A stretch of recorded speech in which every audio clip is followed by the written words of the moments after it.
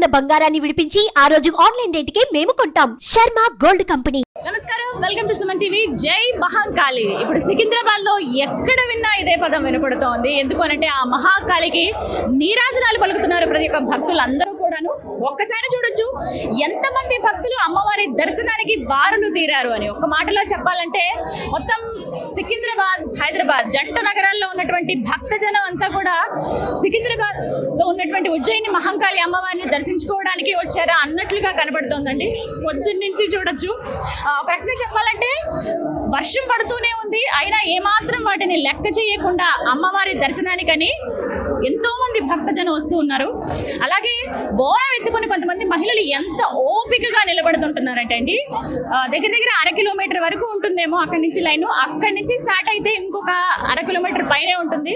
అక్కడి నుంచి చూడొచ్చు ఒక్కొక్కరుగా ప్రత్యేకించి ఈసారి సెక్యూరిటీ పరంగా చూసుకున్న బందోబస్తు విషయంలో పోలీసులు చాలా కట్టుదిట్టమైన ఏర్పాట్లు చేశారండి. ఎవరికి కూడా అసౌకర్యం కలగకుండా, ఎలాంటి ఇబ్బందులు కలగకుండా ఉండేందుకు వాళ్ళు అన్ని చర్యలు తీసుకున్నారనే చెప్పాలి. ఎక్కడికక్కడ మన పోలీసులు కనబడతారు.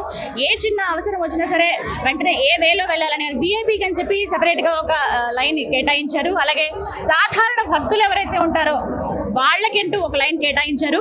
అలాగే మిగతా భక్తులు ఎవరైతే ఉంటారంటే బోనాన్ని ఎత్తుకోకుండా ఉట్టిగా అమ్మవారి దర్శనానికి వచ్చే వాళ్ళు ఎవరైతే ఉంటారో వాళ్ళకి ప్రత్యేకంగా ఒక లైన్, ఇలా సెపరేట్గా లైన్స్ పెట్టడం వల్ల ఎంత రద్దీ ఉన్నా చక్కగా అమ్మవారిని దర్శించుకుని అలాగే కళ్ళార మనసారా ఆ తల్లిని నింపుకుని అలా బయటకు వెళ్ళిపోతున్నారు. ఇప్పుడు నేను నుంచున్నది ప్రధాన మార్గం అండి. కొంచెం ముందుకు వెళ్ళి లెఫ్ట్కి తిరిగితే ఇదే ప్రధాన ఆలయం. ఇక్కడి నుంచి కాస్త కట్టుదిట్టం చేశారని చెప్పాలి. ఎవరైతే బోనాలు తీసుకువెళ్తారో అలాగే ప్రత్యేకించి అమ్మవారి దర్శనానికి వెళ్లే వాళ్ళు అటువైపు ఒక లైన్ కనబడుతుంది, ఇటు సైడ్ ఒక లైన్ కనబడుతుంది. మధ్యలో బోనాలను తీసుకెళ్లే వాళ్ళకి ఒక లైన్ ఏర్పాటు చేశారు. ఇదంతా కూడా ఫ్రీ స్పేస్ వదిలారు. ప్రత్యేకించి చూడవచ్చు జోగినీలకి అలాగే శివశక్తులకి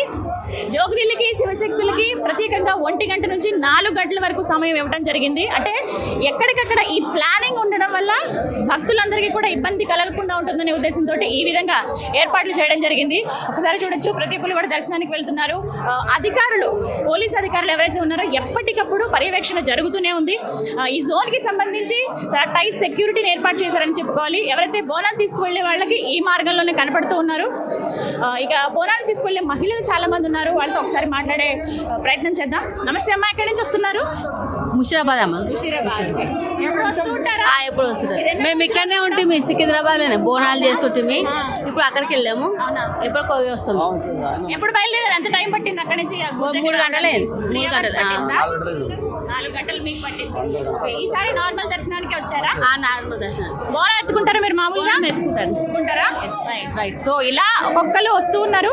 అంటే సికింద్రాబాద్ లో ఉన్నటువంటి వాళ్ళకి వాళ్ళ ఇంటి ఆడపడుచుగా భావిస్తారు ఆ మహంకాళి అమ్మవారిని, ఉజ్జయిని మహంకాళి అమ్మవారిని. ఇందులో భాగంగా వచ్చిన భక్తులు ఎవరైతే ఎక్కడెక్కడ నుంచి ఒకవేళ ముందు సికింద్రాబాద్ లో ఉండి వేరే ప్రాంతానికి వాళ్ళు వెళ్ళిపోయినా ఇది మా ఇంటి ఆడపడుచు ఆవిడకి ఆషాఢ మాసంలో ఇంటికి వస్తుంది, పుట్టింటికి ఆడపడుచు. అందుకే ఆవిడకి బోనాన్ని సమర్పించాలి, ఒడిబియ్యం సమర్పించాలి, ఒక్కసారైనా దర్శనం చేసుకోవాలనే ఉద్దేశంతో ఎంతో మంది భక్తులు ఇలా బారులు తీరారండి. లైన్ దగ్గర కిలోమీటర్ పైనే ఉండడము అయితే నెమ్మదిగా పంపిస్తూ ఉన్నారు. మధ్యలో అంటే ఉదయం 1 గంట దాకా విఐపీల తాకిడి మనకి కనిపించింది. ప్రధానంగా ఉదయం నుంచి చూసుకుంటే 10:30-11 గంటల సమయంలో సీఎం రేవంత్ రెడ్డి గారు రావటము, ఆయన వచ్చాక పట్టు వస్త్రాలు సమర్పించడము, ఆ తర్వాత ఇంకా మిగతా విఐపీస్ కావచ్చు, మంత్రులు, ఎమ్మెల్యేలు వీళ్ళందరూ కూడా ఒక్కొక్కరుగా వచ్చి దర్శనం చేసుకుంటూ ఉన్నారు. సో మొత్తం మీద ఇక్కడ ఉన్నటువంటి ప్రస్తుత పరిస్థితి ఇది. ఒక్కొక్కరిగా దర్శనం చేసుకుంటూ వెళ్తున్నారు. వాళ్ళ అమ్మవారిని దర్శించుకుని వాళ్ళు తనివి తీరా ఆ అమ్మవారిని మనసులో నింపుకుని వెళ్తూ ఉన్నారు.